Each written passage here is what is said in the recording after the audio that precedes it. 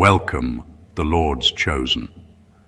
The problem with being chosen is that everyone loves you after they can no longer use you. They didn't see it coming, did they?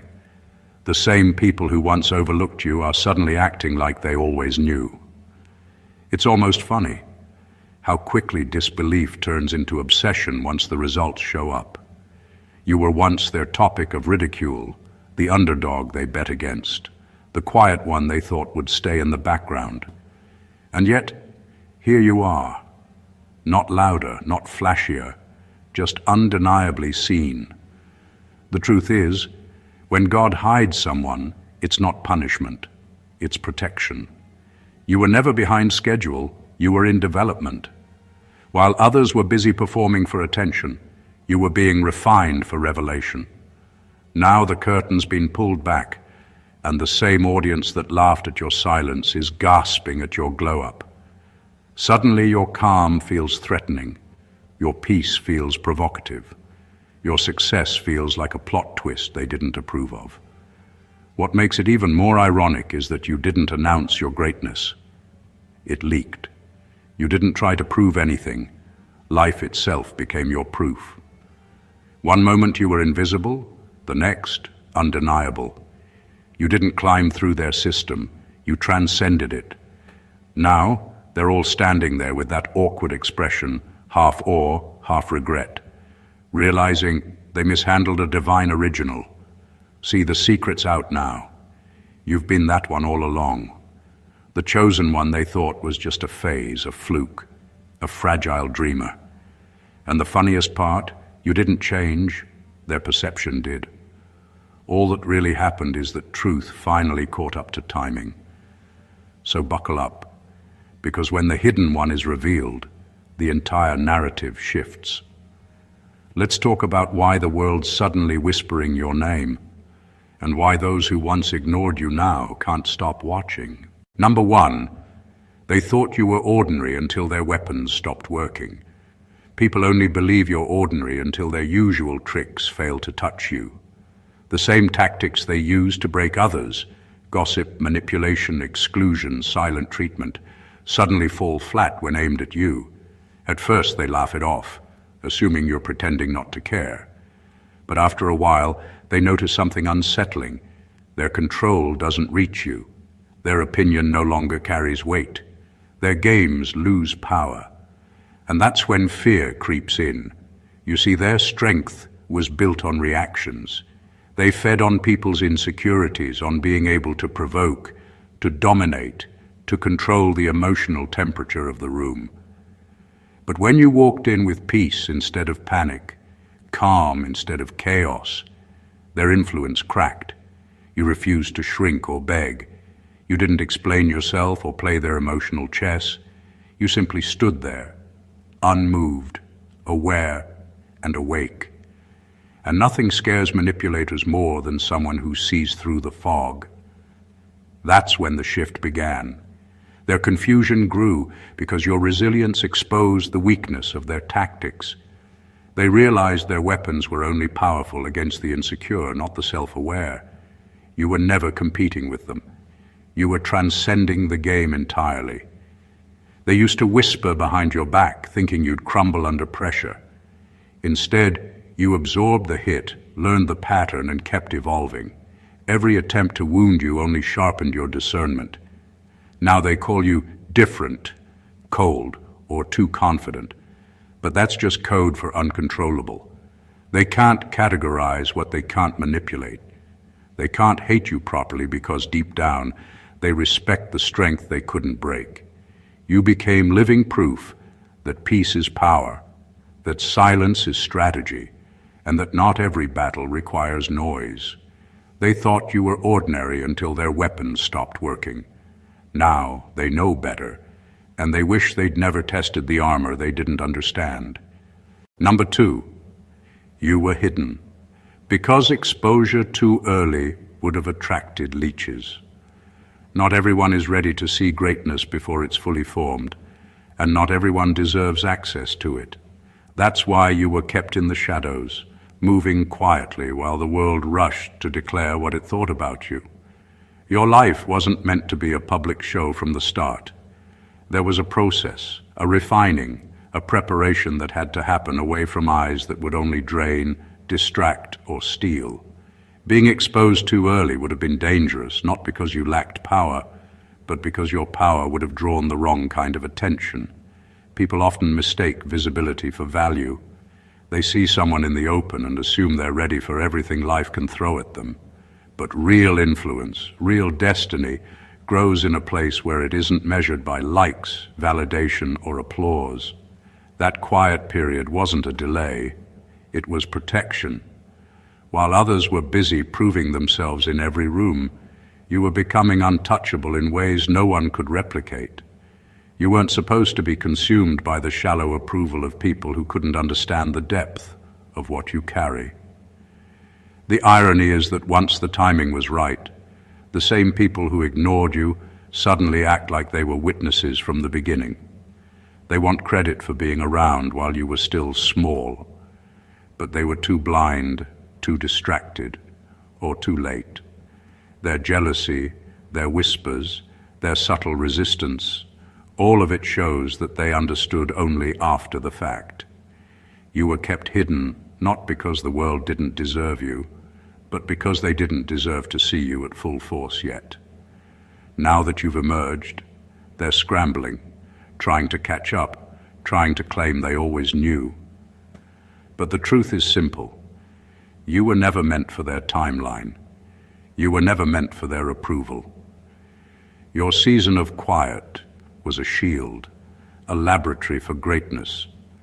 By the time the world saw you, the leeches couldn't touch you, the critics couldn't sway you, and the doubters could only watch as what they ignored became undeniable. The secret was never yours to hide. It was theirs to miss until now. Number 3, their biggest mistake was making you their joke instead of their study. They underestimated you because they mistook silence for weakness, patience for passivity, and focus for simplicity. They laughed at your quiet moments, dismissed your ambition, and turned your presence into a punchline. That was their biggest mistake, believing that mockery could define your value or determine your trajectory.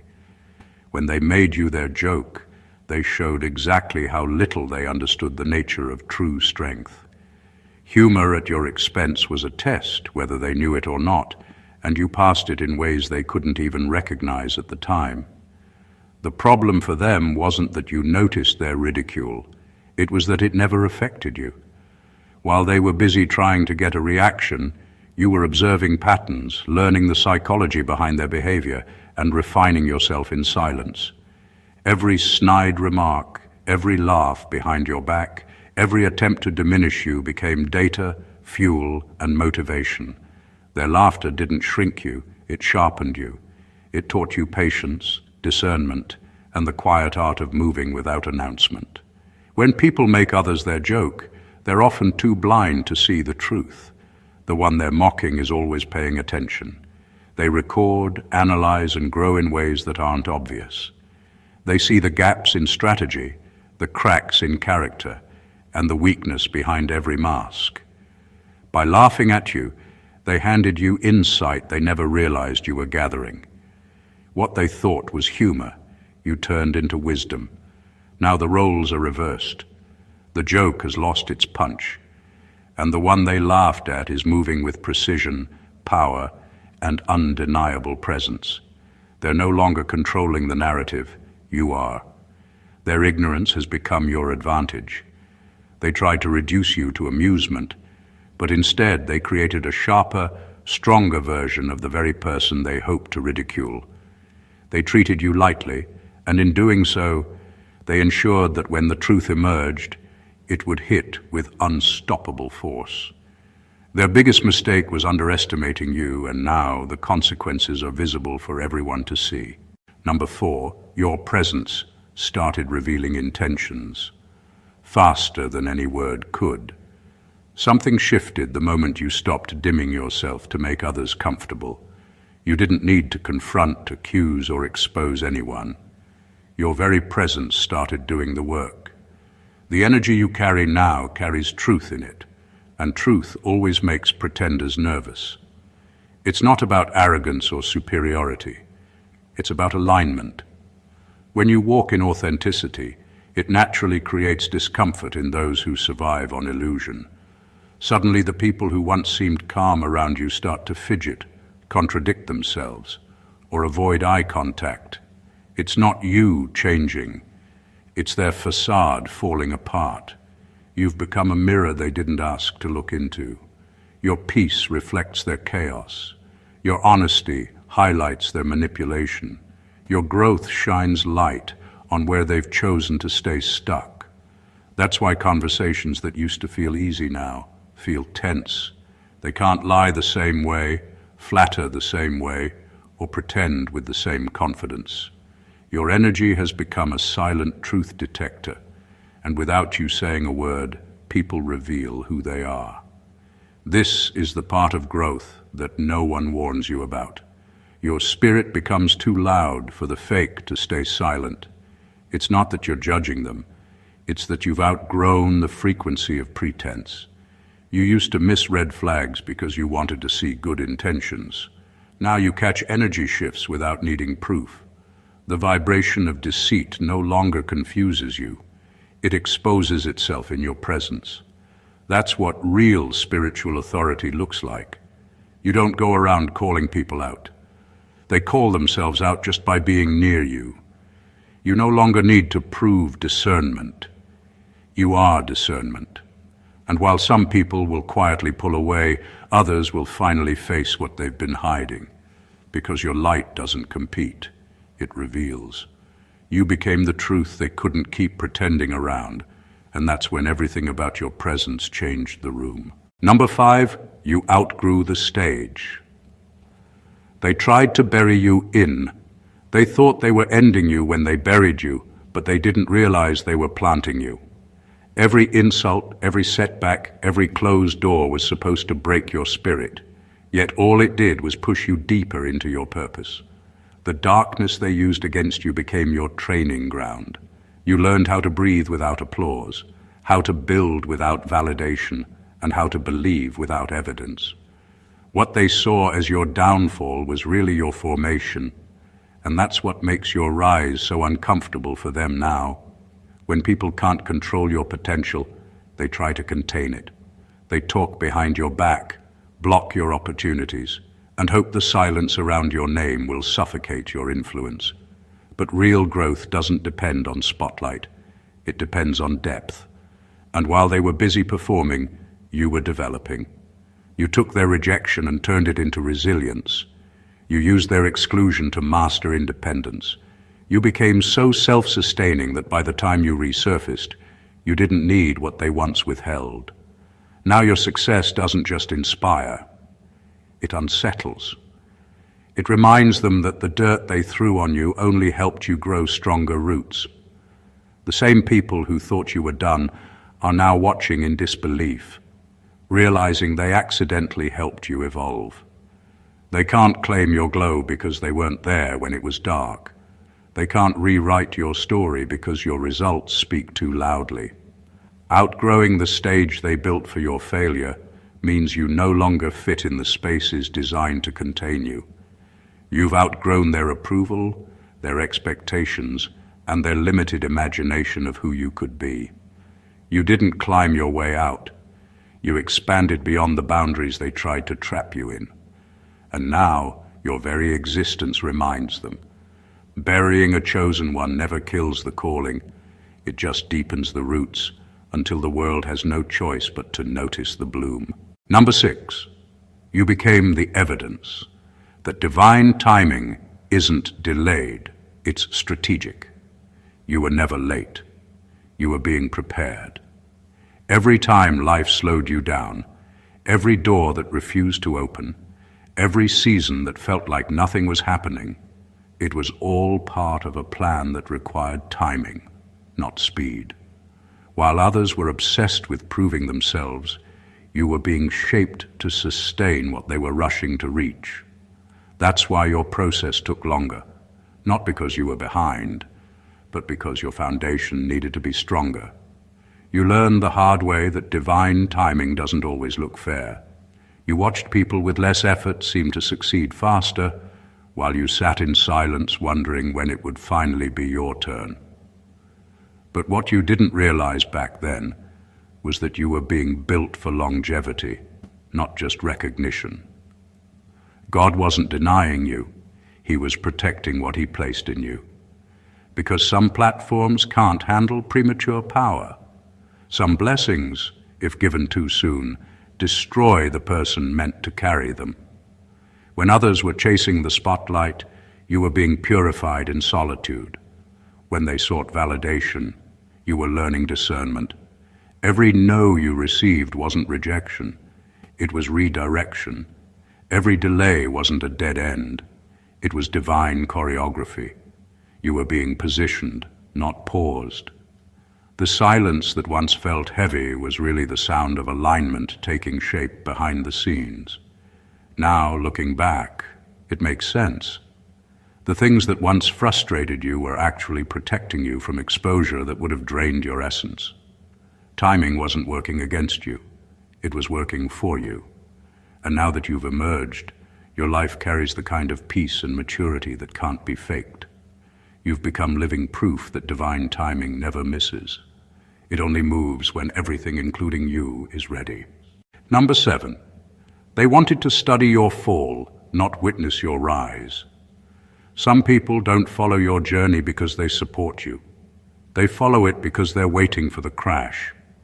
They wanted to witness the failure, not the fulfillment. Every setback you faced became gossip fuel. Every silence you entered became proof in their minds that you were finished. They didn't cheer for you, they monitored you. But the outcome they prayed for never arrived. Because you didn't crumble, you evolved. You took every disappointment and turned it into discipline, every heartbreak and turned it into hunger, every loss and turned it into leverage. They thought your silence was defeat, but it was actually recalibration. They expected you to give up after the storm, but you came back sharper, calmer, and more dangerous to their assumptions. What they didn't realize is that pressure doesn't destroy the chosen. It distills them. You didn't escape pain. You refined through it. That's why your recovery didn't just surprise them. It exposed them. They had already written your ending, only to realize you were still in your prologue. Your resilience became their confusion. They don't understand how someone can take betrayal, loss, and exhaustion and still move with grace. It frustrates them because your peace disrupts the storyline they built around your downfall. They rehearsed your failure in private conversations, but now they have to watch your rise in real time. And nothing eats at a bitter heart more than realizing the person they counted out doesn't even remember being counted out. They wanted to study your fall, to analyze where you went wrong, to gather proof that you weren't who you claimed to be. But you turned the test into testimony. You didn't just survive what was meant to break you, you built a new standard from it. And now, every move you make is a reminder that they miscalculated your strength. They were waiting for the wreckage, but all they got was revelation, that you were never meant to fall, only to rise in ways they were never prepared to witness. Number 8, your energy shifted from needing to proving to simply being. There comes a point when you stop explaining yourself, not out of arrogance, but because you finally understand your own frequency. You've moved from seeking approval to living in alignment.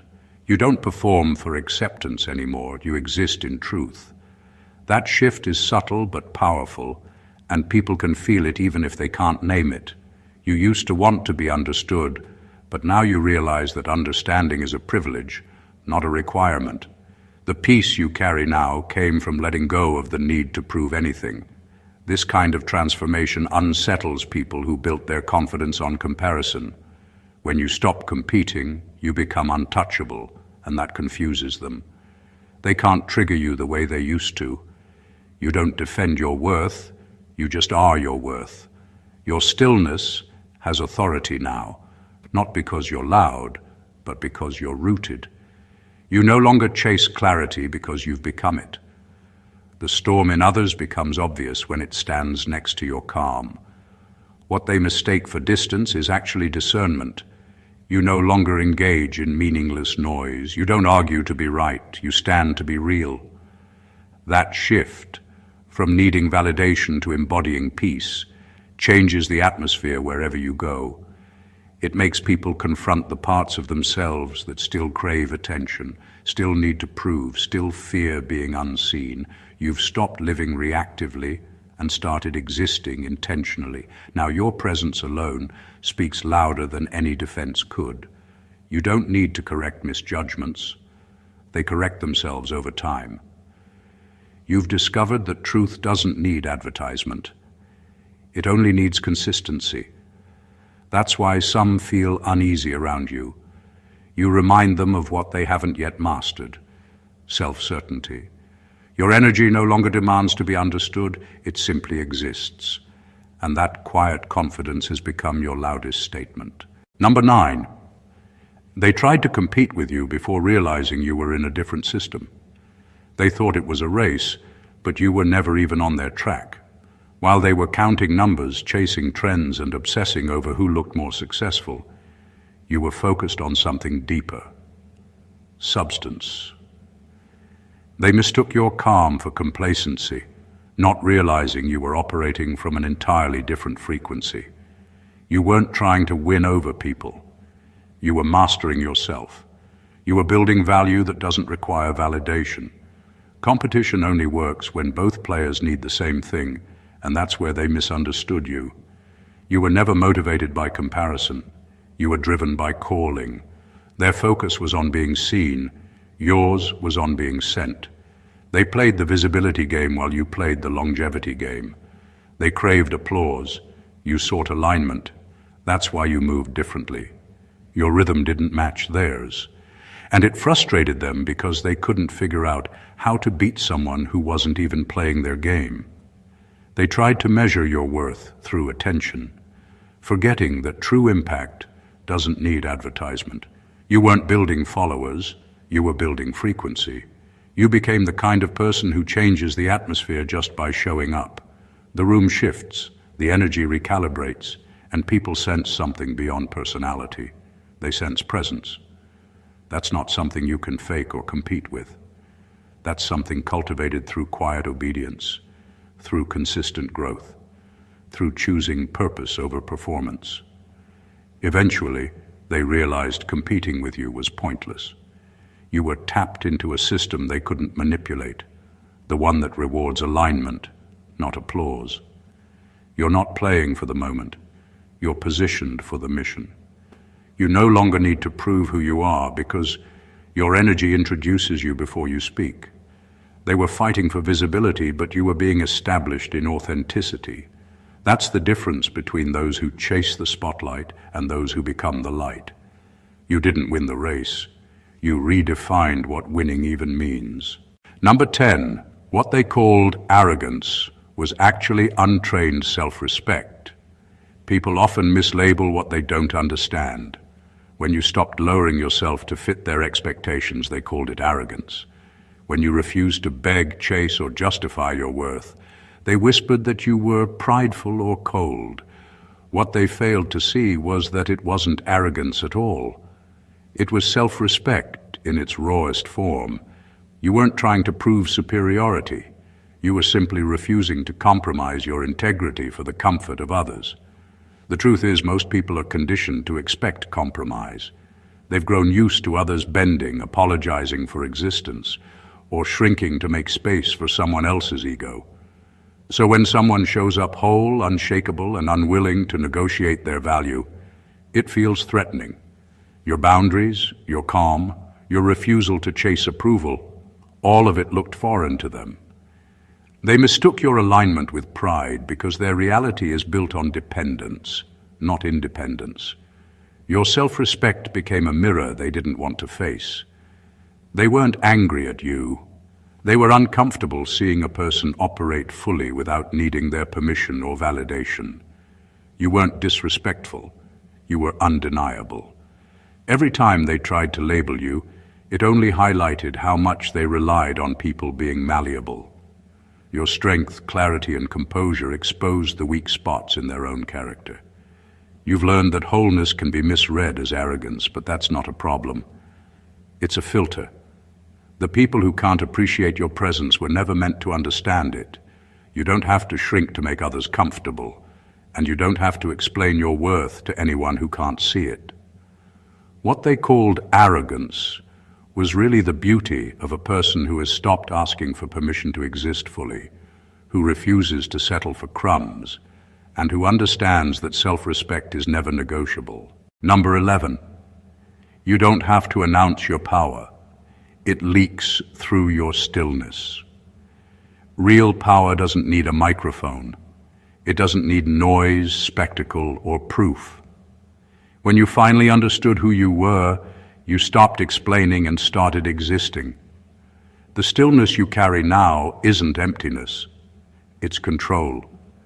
You learned the difference between withholding and wasting.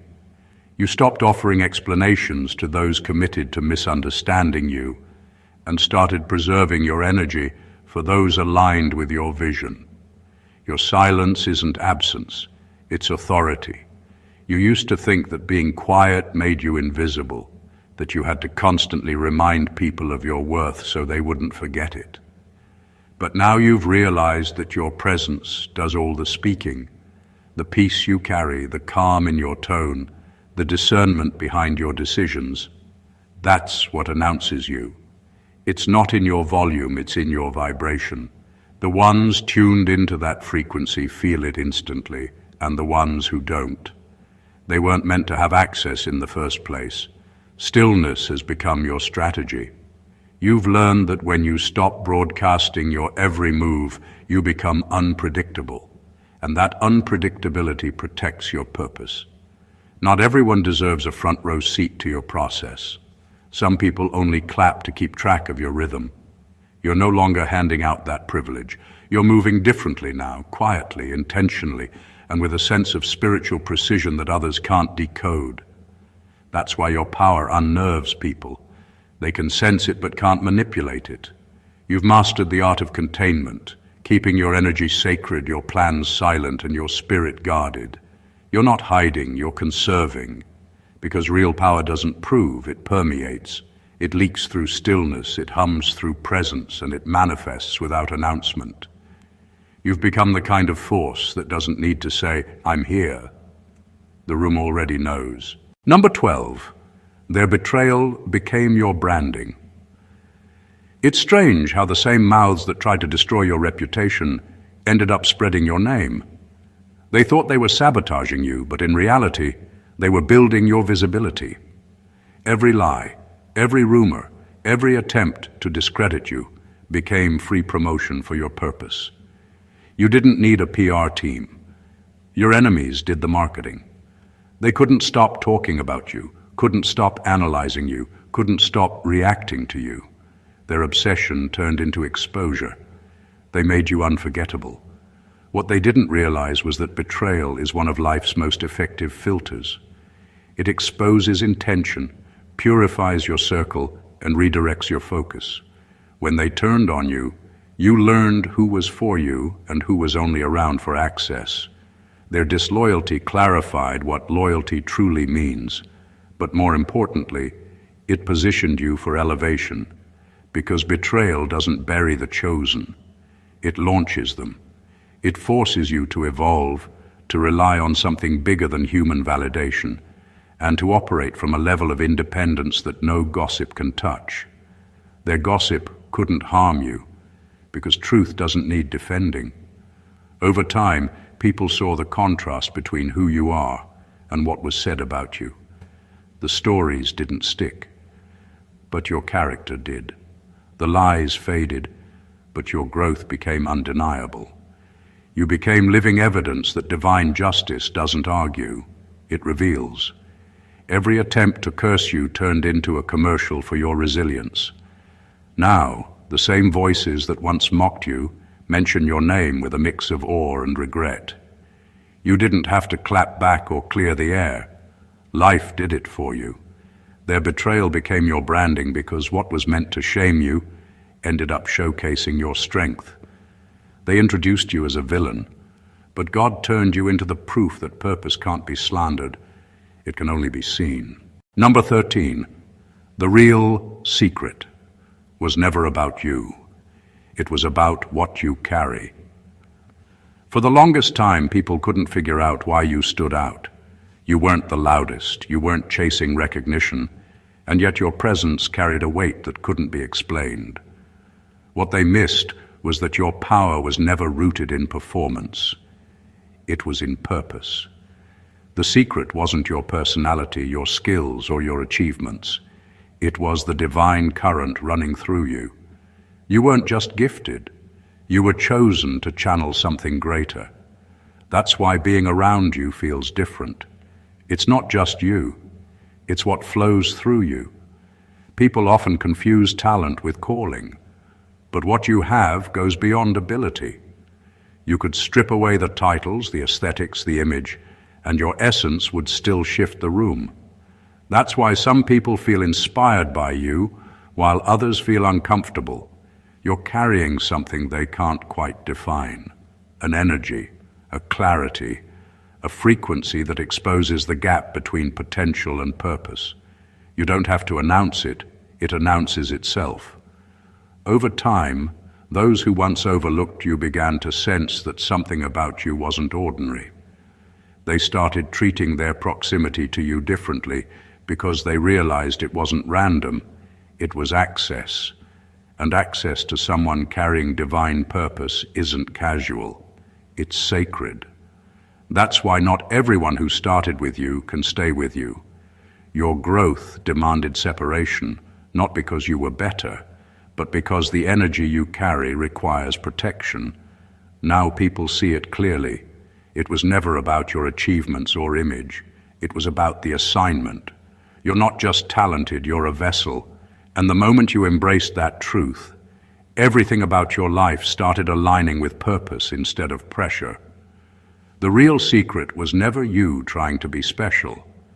It was that you were designed to transmit something only you could carry. And that's why your presence now feels like privilege, because what flows through you isn't common, it's divine. Number 14, they can't unsee it now. The anointing made you unforgettable. There's a moment when pretending not to see someone no longer works, when the evidence of their calling becomes too loud to ignore. That's what's happened with you.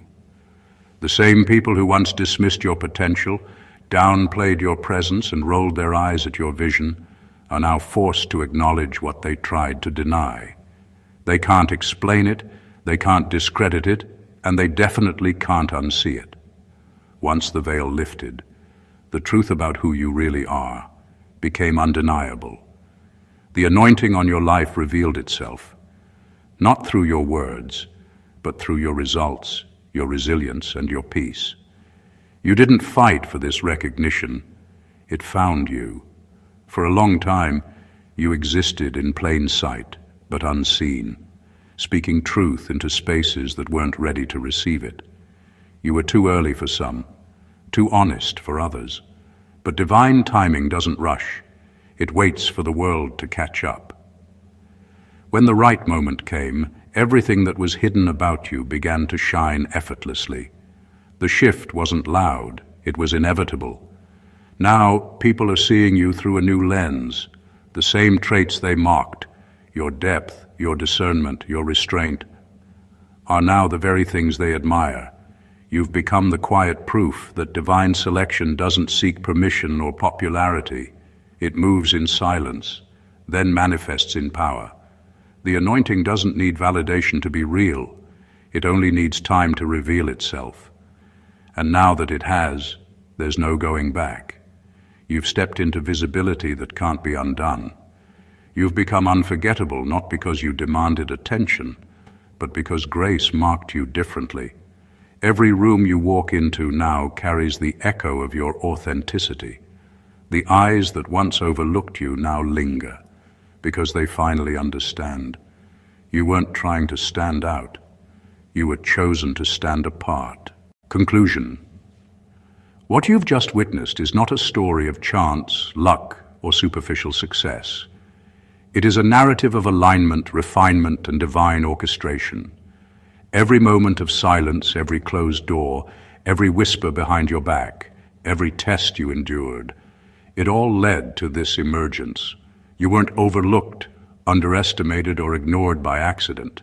You were being prepared, molded, and elevated beyond the comprehension of those who thought they could contain you.